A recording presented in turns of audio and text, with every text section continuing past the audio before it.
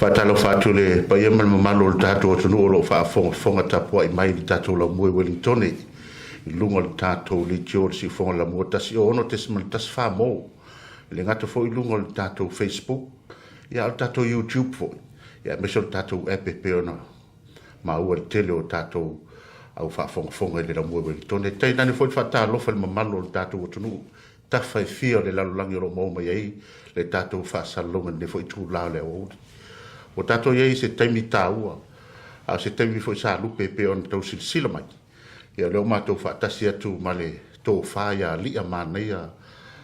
Lorenzo Kaisara e manatu foi e le fou la tau silsila ia fo fonga la le lei o le tamali nei o le foi o lo sa ngalue foi lunga stasio litio ia le foi wa ia foi nisi matata ia me se foi o atati fanga e pe ona lawi lo ai tono le tatou atunu'u i Sāmoa me se le kilope lola le la tatou talanoa e faatalo fatula fatalenga Li'amanaia lenei tula o le ata otou pa ia mo mamalo mo sa fa'aleaganu le ata olo i tulaga o le tatou polokalami pe ona tofa lenei fo ia uli ia fa'amuamua no fa'atalo fatu le fonga o le polokalami o le ala leo le laumua i Wellington ia po le Sāmoa Capital Radio ia fa'atalo fatu fo'i le fa'afogaaga ma le sila mai moa mai o le tatou atunu'u so stafa e maiso pa'aga le tatou alaleo fa'afetai mo lo'u avanua e fa'apena ona fa'atalanoa i fo'i ia lea fa'amoemoe tāua ia fa'afetai Li'amanaia ona o lea ua tatou fa'atu'ulima i le mamalo le atunu'u ai ele aunga mal fa'amoemoe o lenei fo'i aso ua tofaina atonu sa iai ni fa'asalalauga sa fa'aogāina ai le tatou litio le sifoga le laumua atonu sa iai fo'i nisi sa fesoasoani i lou taumafai se iai fa'ailo po le atonu lava le autū ma le fa'amoemoe o tatou iai lenei fo'i tula o le aso ia fa'afetai mo le fa'afesili e manatu e le toe pomala i le fa'amoemoe lenei ua to'atele le atunu'u ua lua silafia le tatou sa'iliga seleni fo'i lea mo le Aukuso tulou lava pa ia taulagi o le Aukuso ua fai i lagi le folauga ia le talaiga ia Leauga ia fa'apea foi le suga ia Ta'avao ia ma le suga ia Uili le fo'i sa aumau i ni'usila ia o le tala i le fa'alavelave na tula'i mai i le māliliu ai o le Aukuso i lunga le motorway i Rama i Bombay ia o le fa'amoemoe la lea sa manatu ai fo'i se isa'ili se fesoasoani mo nai aiga nai uso ua failagi le folauga oga o talitonu ia ua failagi ae o lo'o iai i o la aiga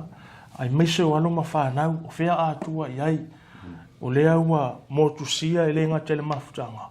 ai ua motusia fo'i ma le alagaoa io ia pio lea sa'u manatu ai lea sa'u mea o le afai mo le Aukuso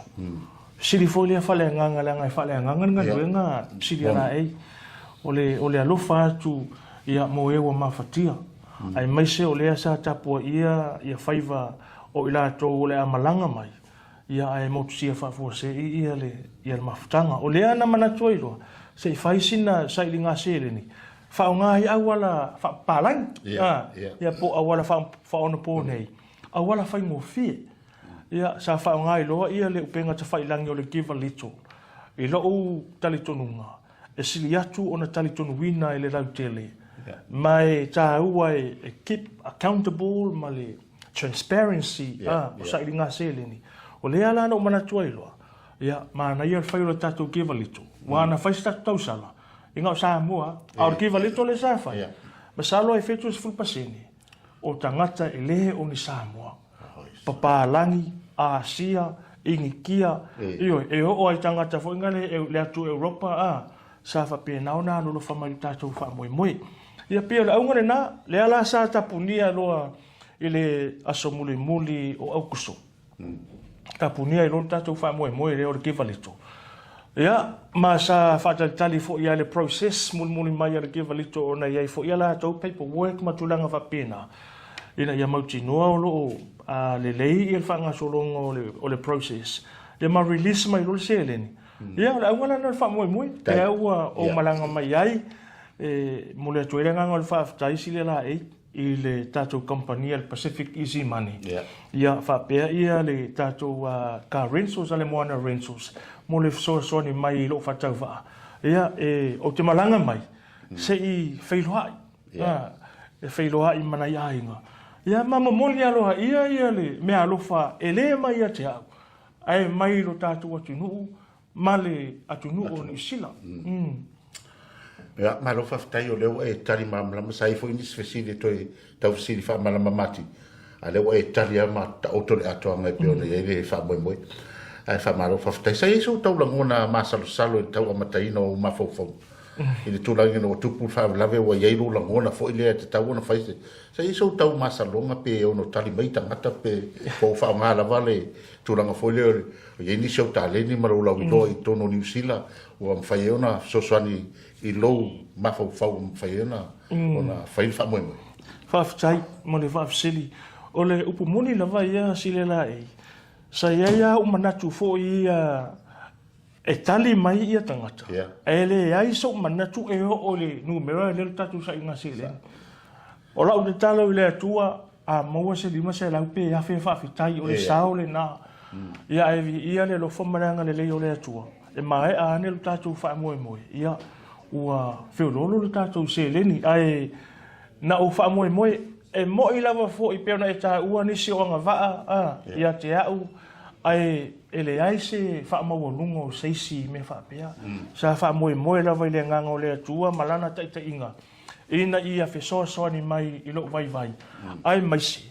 o le momoli atu le nganga o le atua i loto ma nganga o tangata lo tatu fa moe moe wa ana le se no le nganga o le atua sile lai e le musu ia le fia o tangata ia sa fa pena ona anga le mai lo tatu fa moe moe tai ono tai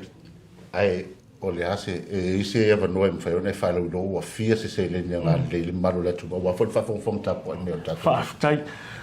ele mai ai ona ve ese ofisa le Givealittle ia to toi mai rola io le limas fu lima fe ni sila ele lei lava la no fa ilo atu na mua te a ese se le ni es fu fitu a fe al falitua wili masi manayo na alo la ni sila ona la fo mai rola io se le ni toi ma wili ono fu wa fe ma le fesoasoani al PacificEzy mani io ma wili ono fu wa fe Sāmoa ia mana tua la to lua nei o tato uso ia sa māliliu le malanga tu nei sunga ia le unga a pele sunga ia Ta'avao le ara o le avai lua tai tonu sfulu a fel tangata o fa moe la so ia fero ia ima ainga ia va pena ona o muli alo ia i lua ia lo fa malanga le o le tato atunu pastai la uftarenga Li'amanaia tu sai male o te manat foi le o no fo malama tato atunu awa e peona e tā ua ia upu lava ia e lua o le transparency ma le accountability peo ina lea e tau mwhai o le whaatuatuanga fo lele o au mai a tātou e mwhai e ono tātou whai e sangaruenga le leima ai whai e o masui o le atunu e momoli atu e le whaamaro ma le whaafitai tele e lau whitalenga Li'amanaia e tusai fo'i ma le ngaruenga whaasamaria le lei ua tu watu lo au ua e fesoasoani wa apa tu la o le matou te talo ia lo fangia le tu fa fo lo pe lo so fu mo lo malo sintino fa sini le nganga ma ia so sani pe ia la uftalenga wa tau singo le ainga le ngata le tono le kalesia ia me se fo la mau ia tunu ia wa sa ilinga malo mo tato tunu ne Sāmoa e fa manuele to ni si fa ma toi ai fa sta fo isi mane le PacificEzy Money ia mo le fa no mo fo le mauta nei ia wa fo ia tato fa tata no ia va tu le ia no mo mo le fa so no ia no fa mo le tato fa tata no mo fa lot ia ele se uputele fa fa mo la man ia ile tato ala leo le lau mo Wellington le Sāmoa Capital Radio mo le tu le ngangol fa fa le pulenga ile ngata ile o le pa ia la fa ngal wenga o la auto ngal wenga ia masio vai tu vatas ia le sa fa pe na fa o lo tatu fa mo wai o mal manuia ia vea foi le nei lao talinga silai Mole atu le nganga o le whaafitai te le Sāmoa, mai le ta ele o lo uloto. Whaafitai lava. Le anga le lei o le lofa tūlai. A tonu foi, o lo manatua to tele na yo tātou uso sanga le mai ele o ni Sāmoa. O lea, ia o le a tamawhai atua i se whamtalanga i le whaaperetania. On behalf of the deceased families, the RSE workers, and as well as their uncle that passed away in a tragic car crash in Rama, we want to extend our sincere thanks, heartfelt thanks, to all the everyone that donated to the Givealittle page for the RSE workers. And Uncle Willie, thank you so much for your support.